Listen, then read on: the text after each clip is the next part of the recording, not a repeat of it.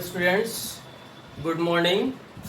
This is my second class in class 12, chapter number 1, class number 2. Name of the chapter reproduction in organisms. मतलब organisms में कैसे प्रजनन होता है इसी का टाइप्स हम लोग कल पढ़े थे। तो बहुत सारे स्टूडेंट ये किए थे कि क्वेश्चन राइज किए थे। कोरोना के बारे में भी एक आध बात ये लोग बोला था कि सर अगर ये वायरस है तो कैसे फिर ये अटैक करता है एनिमल पर, या ये नॉन लिविंग है तो कैसे ये एक्टिवेटेड हो जाता है इनसाइड द कंफर्टेबल होस्ट। तो याद कीजिए बच्चों, मैं 11 में थोड़ा बहुत जो वायरस के बारे में आपको बताया था वो ये बोला था कि वायरस एक प्रकार का ट्रांजिशन फॉर्म वाला ऑब्जेक्ट है। ट्रांजिशन फॉर्म मतलब कनेक्टिंग लिंक है लिविंग और नॉन लिविंग के बीच में, यानी सजीव और निर्जीव के बीच का कनेक्टिंग लिंक है। बाउंड्री लाइन पर इसको हम लोग रखते हैं वायरस को। कोई भी वायरस का पार्टिकल तभी एलाइव होगा या लिविंग का कैरेक्टरिस्टिक फीचर दिखाएगा जब ये किसी कंफर्टेबल होस्ट के कांटेक्ट में आएगा। अदरवाइज फ्री स्टेट में ये हमेशा नॉन लिविंग एक्टिविटी को दिखाएगा, यानी लिविंग का कोई एक्टिविटी इसमें नहीं मिलेगा। इस बात को एकदम दिमाग में बैठा लीजिए। वायरस एक पार्टिकल है, ये ना सजीव है ना निर्जीव है, ना प्लांट है ना एनिमल है, तब फिर क्या है? ये एक प्रकार के ट्रांजिशन फॉर्म वाला ऑब्जेक्ट है। ये जब भी लिविंग कैरेक्टरिस्टिक फीचर दिखाएगा तो ये जान लीजिएगा कि ये कंफर्टेबल होस्ट के साथ सट गया है या उससे कांटेक्ट बना लिया है। अनकंफर्टेबल के साथ सटेगा तो ये नॉन लिविंग ही रहेगा। ये कोई जरूरी नहीं है कि सारा का सारा वायरस तुरंत एक्टिवेटेड ही हो जाए, ऐसा कोई जरूरी नहीं है। यानी कि इसका डिपेंड किस बात पर करेगा? एक्टिविटी, लिविंग एक्टिविटी किस बात पर डिपेंड करेगा? इस बात पर डिपेंड करेगा कि यह कंफर्टेबल होस्ट के कांटेक्ट में आया कि नहीं। But as soon as it comes in contact with comfortable host तो ये पहला कैरेक्टरिस्टिक फीचर लिविंग का दिखाएगा जिसका नाम है इरिटेबिलिटी। उसके बाद फिर दिखाएगा मल्टीप्लीकेशन, फिर दिखाएगा मेटाबॉलिज्म, फिर इसके बाद इसमें एंजाइम सिस्टम भी दिखेगा, यानी कि लिविंग कैरेक्टर दिखाना स्टार्ट कर देगा। लेकिन जब फ्री स्टेट में रहेगा तो इसमें ना इरिटेशन होगा, ना इसमें रेप्लिकेशन होगा, ना इसमें मल्टीप्लीकेशन होगा, ना इसमें मेटाबॉलिज्म होगा, ना इसमें एंजाइम सिस्टम होगा। तो खैर इस पर हम लोग जब आगे बढ़ेंगे तो करेंगे। हम लोग पहले रिप्रोडक्शन इन ऑर्गेनिज्म का सेकेंड चैप्टर हम लोग स्टार्ट करें। Reproduction in organisms. In organisms का ये सेकंड चैप्टर, सेकंड क्लास है, जिसमें हमने आपको कल बहुत सारे एसेक्सुअल और सेक्सुअल रिप्रोडक्शन के बारे में बहुत सारा मैटर आपको बोला, जिसमें एसेक्सुअल का बहुत सारा टाइप था। जिसमें पहला टाइप आप लोग देखे होंगे, फर्स्ट टाइप जो था एसेक्सुअल का, एसेक्सुअल का बहुत सारा टाइप था, 5 को 6 को लिखे थे। जिसमें पहला आपका देखिए होगा फिजन। क्या है? फिजन। इसको क्या कहते हैं? फिजन।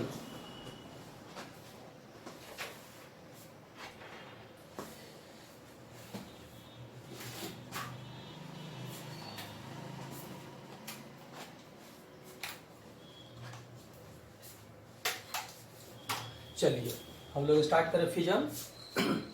देखिए हिंदी वाले बच्चे फिजन का मतलब लिख लीजिएगा टूटन या विखंडन। टूटन या विखंडन। बहुत ज्यादा हिंदी के वर्ड के एक्यूरेसी पर मत जाइएगा, फिजन पर ही ज्यादा इम्फेसाइज्ड होइएगा, क्योंकि फिजन वर्ड ये पॉपुलर वर्ड है।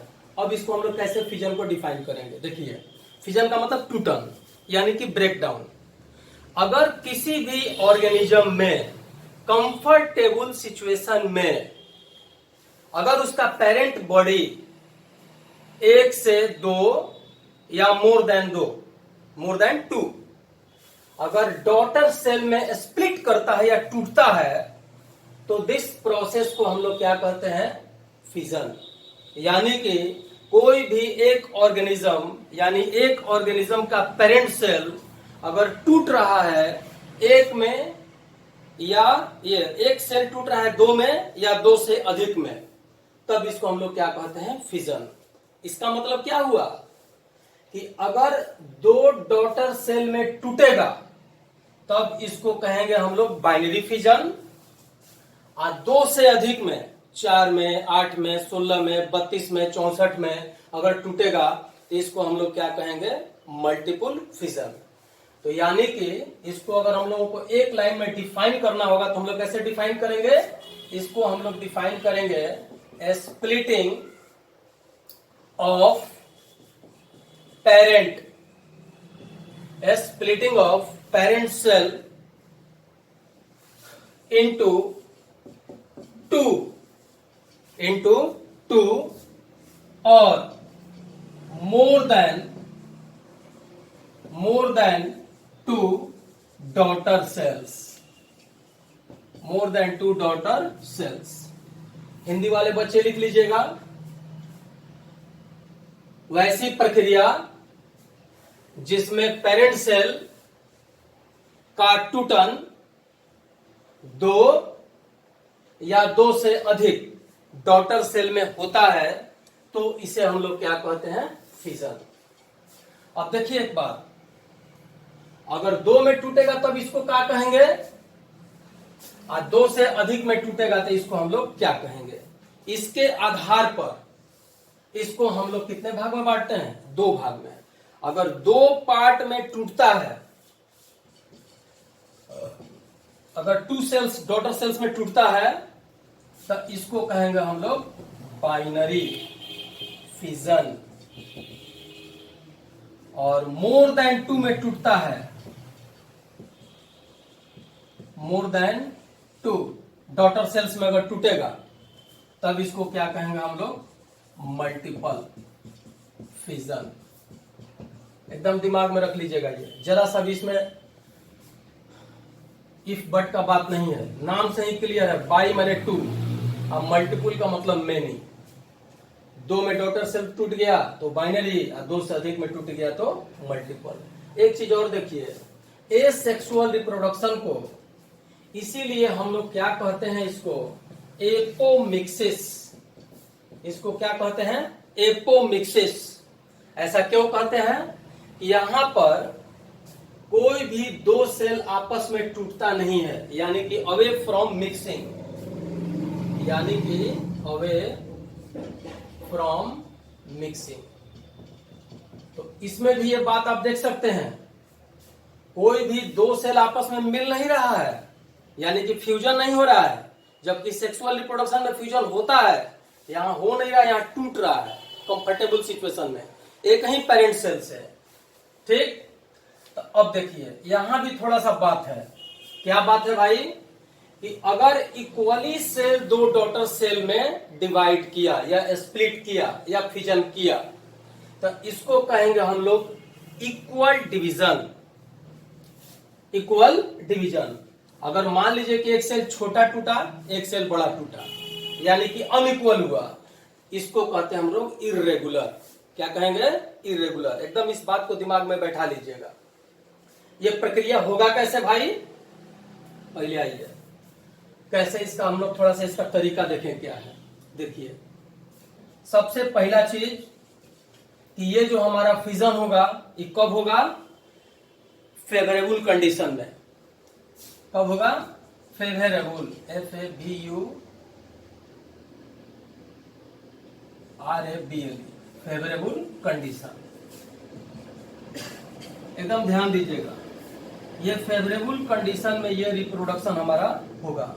दूसरा चीज कि ये पूरे एसेक्सुअल रिप्रोडक्शन के टाइप्स में जो फिजन वाला प्रक्रिया है यह सबसे सिंपल है, इसलिए इसको हम लोग क्या कहते हैं, सिंपलेस्ट टाइप, सिंपलेस्ट टाइप या मेथड टाइप या मेथड, और यहीं पर एक और बात जोड़ देते हैं कि ये मोस्ट कॉमन टाइप होता है, मोस्ट कॉमन टाइप। एकदम दिमाग में एक बात को बैठा लीजिएगा, कभी भी फिजन का प्रक्रिया होगा तो न्यूक्लियस का डिवीजन या न्यूक्लियर मटेरियल का डिवीजन पहले होगा। न्यूक्लियर मटेरियल के डिवीजन को हम लोग कहते हैं कैरियोकाइनेसिस। 11 में हम लोग पढ़ा चुके हैं कि कैरियोकाइनेसिस का जो प्रक्रिया है, इसका मतलब ये होता है कि केंद्रक का डिवीजन, यानी कि डिवीजन इन न्यूक्लियस। तो इस विधि में भी, फिजन में भी कैरियोकाइनेसिस का प्रक्रिया सबसे पहले होगा, फर्स्टली होगा।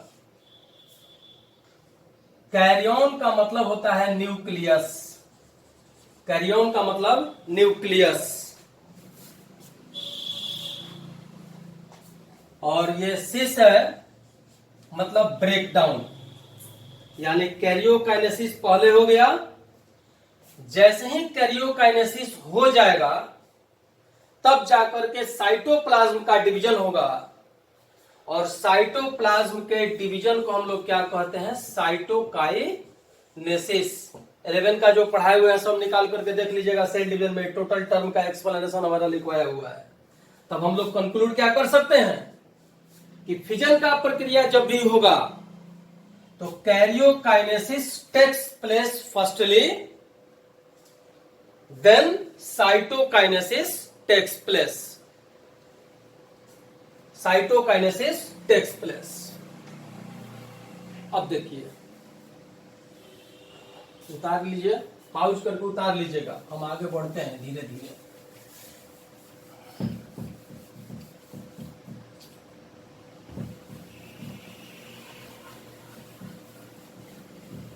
अब क्या होगा देखिएगा, ये जो फिजन का प्रक्रिया होता है ये जनरली वैसे ऑर्गेनिज्म में होता है जो इमॉर्टल होते हैं, यानी कि नो नेचुरल डेथ, इन लोगों में प्राकृतिक मौत कभी भी नहीं होगा। क्योंकि जैसे ही इसमें विभाजन का प्रक्रिया हो जाता है तो कुछ भी इसके पेरेंट बॉडी में बचा नहीं रह जाता है, यानी कि nothing is left in the parent body, कुछ भी नहीं बचा रहेगा पेरेंट बॉडी में। ये हम लोग कह सकते हैं कि जब डिवीजन हो गया तो इसमें कुछ नहीं बचा, इसीलिए इसको क्या कह दिए, इमॉर्टल। अब देखिए, हो सकता है कि आपके दिमाग में आए ये बात कि आखिर इस तरह का रिप्रोडक्शन सिंपलेस्ट बोल रहे हैं तो ये होगा कहां कहां। 2 एग्जाम्पल बिल्कुल पॉपुलर है, वो क्या है? एग्जाम्पल, जितना भी लगभग मोनेरा है ग्रुप का ऑर्गेनिज्म, मोनेरा याद कीजिए 11 में हम बोले थे जितना भी प्रोकैरियोटिक ऑर्गेनिज्म होगा टोटल मोनेरा में आएगा, और यूनिसेलुलर यूकैरियोट्स यानी कि एक सेल का होगा लेकिन उसमें न्यूक्लियस डेफिनिट होगा, इसको कहते हैं प्रोटिस्टा। तो जितना भी मोनेरम्स होंगे और जितना भी प्रोटिस्टन्स होंगे ये सभी के सभी एसेक्सुअल रिप्रोडक्शन के फिजन प्रक्रिया को क्या करेगा, दिखाएगा। कभी कभी थोड़ा सा डीप में घुसता है सिलेबस तो पूछता है types of binary fission, binary fission का कितना टाइप है। तो देखिएगा, ये जनरली दो ही तरह का होता है, लिखते चलिएगा एकदम, दो तरह का होता है। एक होता है ट्रांसवर्स और एक होता है लॉन्गिट्यूडिनल, लंबवत। ट्रांसवर्स और लॉन्गिट्यूडिनल। जितना भी ट्रांसवर्स वाला डिवीजन है ये जनरली अमीबा, नाम सुने होंगे, प्रोटोजोआ वर्ग का फर्स्ट एनिमल, दुनिया का पहला एनिमल, इसको हम लोग क्या कहते हैं, अमीबा। और दूसरा इसका पॉपुलर एग्जाम्पल है पारामीशियम, पारामीशियम। और लॉन्गिट्यूडिनल में हम लोग आ जाते हैं तो इसका पॉपुलर एग्जाम्पल है यूग्लिना, यूग्लिना। अब दिमाग में एकदम बैठा लीजिएगा, ट्रांसवर्स का मतलब होता है आपका क्षैतिज और लॉन्गिट्यूडिनल यानी कि उदग्र या हम लोग कह सकते हैं लंबवत रूप में, लंबवत, लंबवत यानी कि ये एक तो चलेगा हॉरिजेंटल और एक चलेगा वर्टिकल, लॉन्गिट्यूडिनल में वर्टिकल। फिगर उगर में इसमें ज्यादा माथा पच्ची नहीं है। आप अमीबा किसी का फोटो जान ही रहे हैं, इसका शेप फिक्स नहीं है सीडोपोडिया के चलते। तो किसी भी तरीका से ये मान लीजिए कि ये अमीबा है, ये इसका न्यूक्लियर मटेरियल है। जब फिजन का प्रक्रिया होगा और अगर इक्वल है तो सेल के लगभग बीचों बीच में थोड़ा सा डिप्रेशन जैसा स्ट्रक्चर क्या होगा, बनेगा। ये जो डिप्रेशन बनेगा अगले बार में आप देखिएगा, ये जो डिप्रेशन बन रहा है थोड़ा ज्यादा बन जाता है, ये फिर ज्यादा बनेगा, ये डीपर होते चला जाएगा। जब डीपर होगा तो इस पर का न्यूक्लियर मटेरियल पर भी इसका प्रभाव पड़ेगा, ये भी थोड़ा सा लॉन्गिट्यूडिनल होते जाएगा। ये दबाव पड़ते पड़ते पड़ते पड़ते पड़ते पड़ते क्या होगा, लास्ट में इसको पहले दो भाग में तोड़ देगा, यानी कि न्यूक्लियर मटेरियल पहले दो भाग में टूट गया। तो याद कीजिए हम क्या बोले हैं पहले कि कैरियोकाइनेसिस का प्रक्रिया होगा, यानी कि न्यूक्लियस का डिवीजन दो भाग में हो गया। इसके तुरंत बाद ये साइटोप्लाज्म भी डिवाइड हो जाएगा और लास्ट में एक सेल से दो सेल बन जाएगा।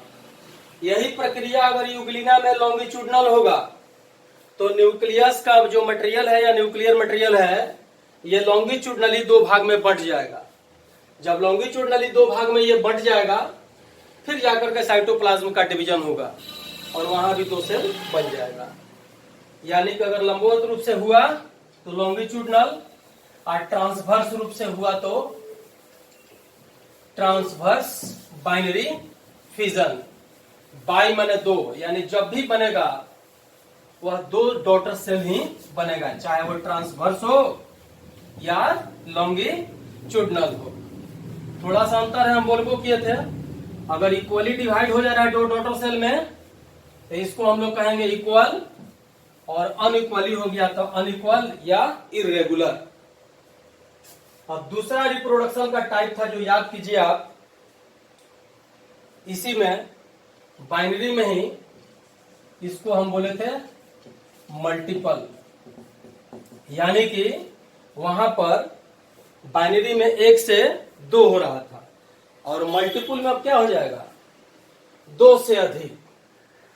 यानी कि एक पेरेंट सेल कंफर्टेबल सिचुएशन में जब दो या दो से अधिक कोशिकाओं में या डॉटर सेल्स में डिवाइड कर जाता है तब इसको हम लोग क्या कहते हैं, मल्टीपल फिजन। मल्टीपल का मतलब होता है मेनी, मल्टीपल मतलब मेनी। मल्टीपल का सबसे पॉपुलर एग्जांपल प्लाज्मोडियम, प्लाज्मोडियम।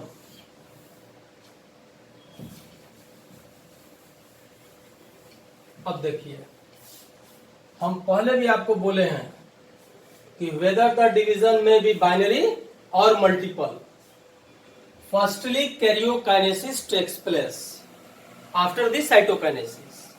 तो इसमें भी क्या होगा, ये मान लीजिए कि एक सेल है किसका, प्लाज्मोडियम का, ये हमारा न्यूक्लियर मटेरियल है, न्यूक्लियर मटेरियल, और ये हमारा क्या है, प्लाज्मा मेम्ब्रेन मान लीजिए, प्लाज्मा झिल्ली। ये न्यूक्लियर मटेरियल अंदर अंदर ब्रेक करेगा, और ब्रेक करते करते 2, 4, 8, 16 इस तरह से क्या हो जाएगा, ये डिवाइड कर जाएगा, संख्या क्या करेगा, बढ़ा लेगा। और कहीं से भी इसका दीवार का आउटर लेयर ये ब्रेक कर जाएगा और ये फिर बाहर क्या हो जाएगा, निकल जाएगा। याद कीजिए, यानी कि देखिए यहां पर 1 से कितना बन गया, 8, इसका नाम क्या पड़ गया, मल्टीपल। एग्जाम्पल पॉपुलर क्या हो गया, प्लाज्मोडियम। पॉज करके फोटो फटाफट बना लीजिएगा भाई, ज्यादा समय मत लीजिए, बहुत अभी सिलेबस पढ़ाना है।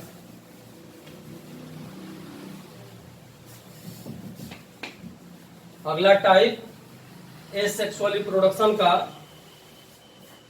ये पहला था क्या, फिजन। बी में याद कीजिए, आपको हम लिखवाए होंगे फ्रेगमेंटेशन, फ्रेगमेंटेशन।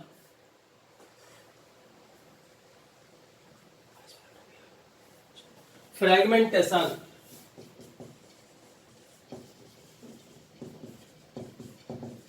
फ्रेगमेंटेशन, फ्रेगमेंट्स का मतलब क्या होता है, टुकड़ा।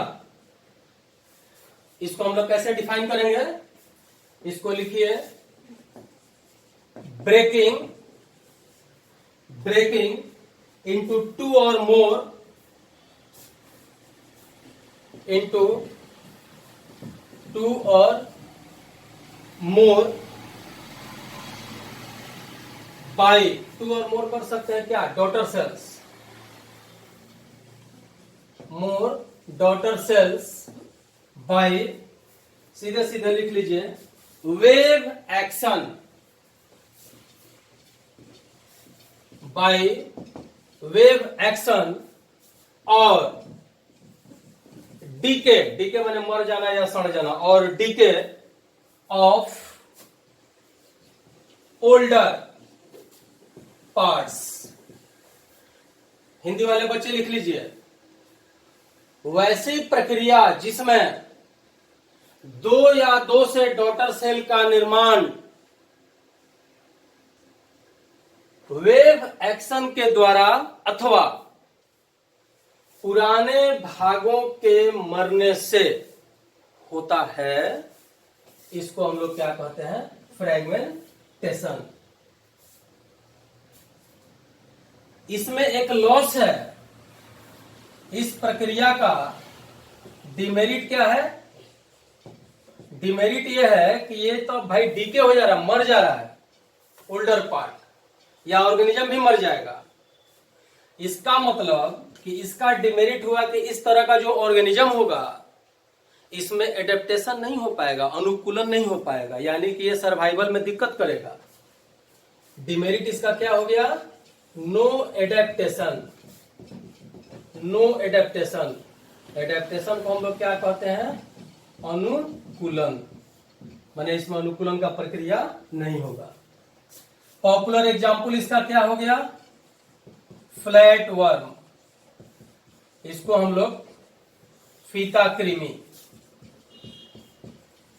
फीता कृमि के नाम से भी जानते हैं। इसको आप लोग फटाफट इसका फोटो बना लीजिए,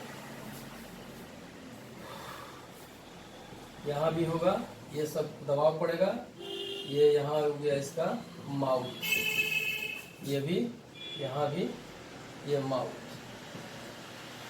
ये यहां से टूट जाएगा और टूट कर नया ऑर्गेनिज्म बना देगा।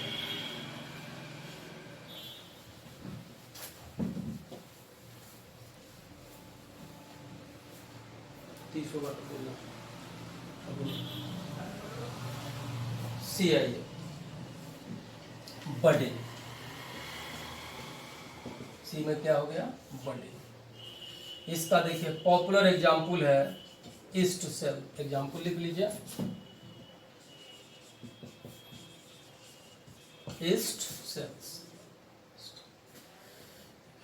बर्ड क्या है भाई, कोई भी आदमी पूछ दे कि बर्ड क्या है, तो ये है small rounded structure, small rounded structure, small rounded structure. कोई भी ईस्ट सेल के, कोई भी ईस्ट सेल के बॉडी सरफेस के ऊपर, बॉडी सरफेस के ऊपर, जैसे मान लीजिए कि ये ईस्ट सेल है, इसके ऊपर एक छोटा सा प्रोट्यूबरांस यानी कि उभार बन गया। ये धीरे धीरे एक कंसिडरेबल साइज को क्या करेगा, अटेन करेगा, प्राप्त करेगा। जब ये कंसिडरेबल साइज आ जाएगा, इसको कहते हैं हम लोग बर्ड। और बर्ड में मदर बॉडी और बर्ड के बीच में साइटोप्लाज्मिक रिलेशन बन जाता है। टोटल जेनेटिक मटेरियल भी इसके अंदर आ जाएगा मदर बॉडी का, और धीरे धीरे जिस मदर बॉडी के पार्ट से ये बर्ड सटा रहता है, यहां पर एक कंस्ट्रिक्शन बनने लगता है, पतला धंसा हुआ रचना बनने लगता है, और बाद में ये धीरे धीरे बर्ड अपना पेरेंट बॉडी से रिलेशन ब्रेक कर लेता है और इंडिपेंडेंट लाइफ बिताने लगता है। अब ये बर्ड जो हो गया, इसको आप डॉटर सेल भी बोल सकते हैं, अपना ये सेल अपना काम करने लगेगा। बर्ड में दो बात ध्यान देना है, अगर बॉडी सरफेस के ऊपर बन रहा है, इसको कहेंगे हम लोग एक्सोजीनस। एक्सोजीनस क्या कहेंगे इसको, एक्सोजीनस। और बॉडी सरफेस के अंदर बनेगा, इसको कहेंगे एंडोजीनस। एंडो का मतलब विदिन, एंडो का मतलब विदिन, और एक्सो का मतलब बाहरी। तो इस तरह से बर्ड कितने टाइप का हो गया, एक्सोजीनस और एंडोजीनस, दो टाइप का। तो बर्ड का टाइप क्या हो गया, दो। बर्ड कितने तरह का हो गया, दो तरह का। एक्सोजीनस क्या लिखे थे एग्जाम्पल अभी, ईस्ट, और दूसरा हो गया एंडोजीनस, यानी कि inside the body, inside the body. अब दिमाग में इस बात को बैठा लीजिएगा भाई, एक्सो का मतलब होता है आउटर और एंडो का मतलब होता है विदिन। इस तरह से ये नाम से भी क्लियर है कि अगर बॉडी सरफेस के ऊपर बना तो एक्सोजीनस और अंदर बना तो एंडोजीनस। एंडोजीनस में ज्यादातर एग्जाम्पल आप देखिएगा, ये है स्पॉन्जिला, और ये तो ईस्ट है। एनिमल में आ जाइएगा तो ये हाइड्रा भी है, यानी कि पॉपुलर एग्जाम्पल इसका यही सब है। अब देखिए,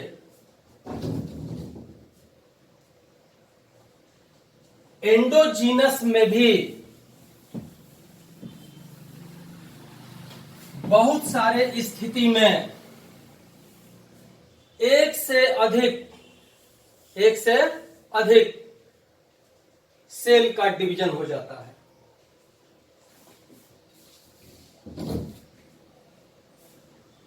यानी कि यहां लिख लीजिए, sometimes more than one dot, more than two कर लो, more than two daughter cells are formed inside the inside the parent body. ये कहां दिखेगा? स्पॉन्जिला में।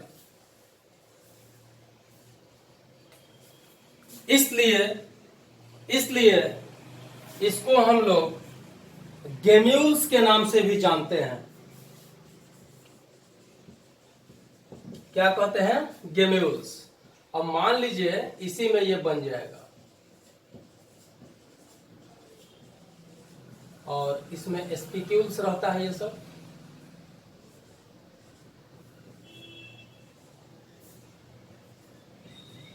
क्या है? स्पिक्यूल्स, कांटा जैसा रचना।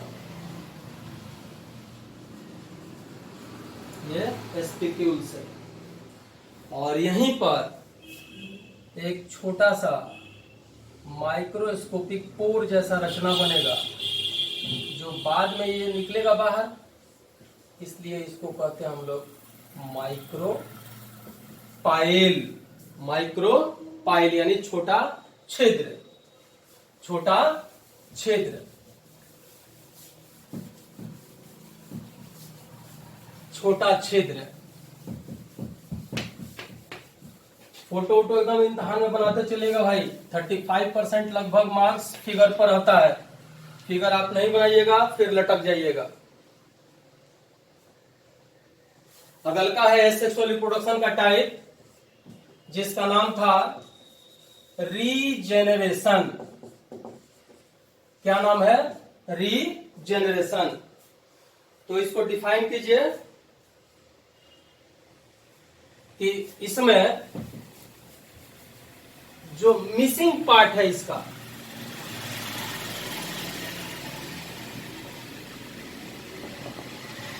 Missing part is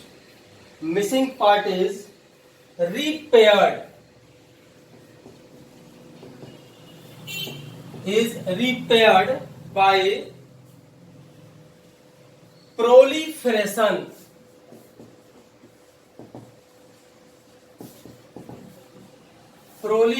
of cells। Example कर लीजिए। प्लेनेरिया। अब हिंदी वाले बच्चे इसको लिख लीजिए।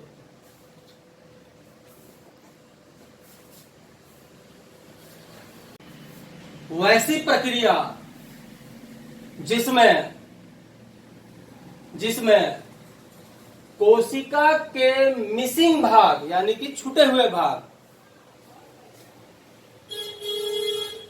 का निर्माण कोशिकाओं के जमाव, प्रोलिफरेशन का मतलब एक जगह इकट्ठा होना, जमा होना, कोशिकाओं के जमाव के कारण होता है, उसे ही रीजेनरेशन कहा जाता है। उसे ही रीजेनरेशन कहा जाता है। एग्जाम्पल कर लीजिएगा प्लेनेरिया। एग्जाम्पल कर लीजिएगा प्लेनेरिया। थोड़ा जल्दी जल्दी लिखिएगा और व्हाट्सएप पर अपना क्वेश्चन पूछते रहिएगा। जल्दी जल्दी लिखिएगा और क्वेश्चन पूछते रहिएगा, नहीं तो फिर पीछे हो जाइएगा। अगल का टाइप था, याद कीजिए, स्पोर फॉर्मेशन, स्पोर निर्माण। एक्चुअली स्पोर क्या होता है? एक तरह से मान के चलिए यूनिट होता है। ये क्या होता है? यूनिट होता है। तो इसको तो हम लोग आगे जब अभी चलेंगे, सिलेबस को आगे बढ़ाएंगे हम लोग, तो इसमें क्लेमाइडोमोनास, उसके बाद आप आ जाइएगा तो कोनिडिया का निर्माण होगा, पेनिसिलियम, और उसके बाद जब चलिएगा तो इसमें भी गेम्यूल्स आ जाएगा यानी कि स्पॉन्ज आ जाएगा इसमें भी। तो स्पोर फॉर्मेशन का केवल आप टाइप लिखिए। अगल का चैप्टर में इसको डिटेल में पढ़ाना है, हम लोग पढ़ाएंगे इसको। तो स्पोर फॉर्मेशन का पहला टाइप ये हम लोगों का हो जाएगा जू स्पोर। जू स्पोर। ज्यादातर इसमें एग्जाम्पल ही पूछता है। ये एग्जाम्पल हो गया क्लेमाइडो मोनास। क्लेमाइडो मोनास, हिंदी वाले बच्चे अपना हिंदी भी लिख लेंगे। और दूसरा एग्जाम्पल है, ऐसे कर लो, बाइजूस्पोर। दूसरा एग्जाम्पल हो गया बाइकोनिडिया। जैसे इसमें एग्जाम्पल हो जाएगा पेनिसिलियम। और तीसरा जो हो जाएगा बाइगेम्यूल फॉर्मेशन। बाइगेम्यूल फॉर्मेशन यानी कि गेम्यूल निर्माण के द्वारा। और इसका एग्जाम्पल अभी हम तुरंत पढ़ाएं आपको, जिसका नाम है स्पॉन्ज। क्या है? स्पॉन्ज। अब हम लोगों का एक मात्र लास्ट वाला बच गया एसेक्सुअल रिप्रोडक्शन, जिसको हम लोग लिखे थे vegetative propagation. Vegetative propagation. Vegetative propagation. देखिए, वेजिटेटिव प्रोपगेशन को भी हम लोगों को डिटेल में पढ़ना है। वैसा प्रोपगेशन का भी मतलब क्या? प्रोपगेट होना यानी कि संख्या बढ़ना, यानी रिप्रोडक्शन। वैसा रिप्रोडक्शन जिसमें कोई भी ऑर्गेनिज्म वेजिटेटिव भाग के द्वारा अपना संख्या वृद्धि करेगा, इसको क्या कहते हैं? Vegetative reproduction. यानी कि इसका जो डेवलपमेंट होगा,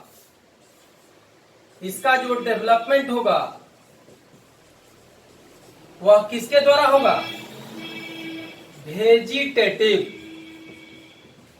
भाग द्वारा। वेजिटेटिव भाग द्वारा। वेजिटेटिव को हम लोग बोलते हैं वर्धी भाग। जैसे इसका एग्जाम्पल करिएगा,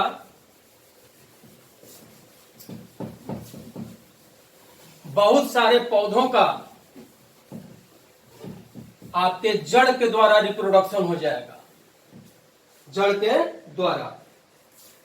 example by root, by stem, by leaf, etc।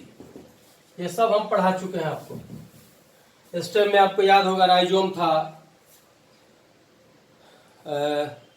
Tuber था, कॉर्म था, बल्ब था। लीफ में ब्रायोफाइलम का पत्ता बताए थे, जिसके कोर से मार्जिन से नया प्लांट बन जाता है। रूट में भी आप आ जाइएगा तो बहुत सारा रूट का एग्जाम्पल हम लोग 11 में पढ़े हुए थे। किसी भी पार्ट को इसको हम लोग तोड़ देते हैं या काट करके कलम लगा देते हैं, इससे नया प्लांट बन जाता है। नींबू के भी प्लांट में यही बात हो जाता है। इस तरह से हम लोगों का वेजिटेटिव रिप्रोडक्शन का फर्स्ट चैप्टर का फंडामेंटल चीज हम लोगों ने पढ़ा। अभी फर्स्ट चैप्टर का जो फंडामेंटल हम लोग पढ़े, अब इसके बाद हम लोग कल से इसी को और डिटेल में जाएंगे। आप लोग अभी एनसीईआरटी का किताब या जो भी हेल्पिंग बुक आप लोग लिए होंगे, लेकर के सामने से पढ़िएगा।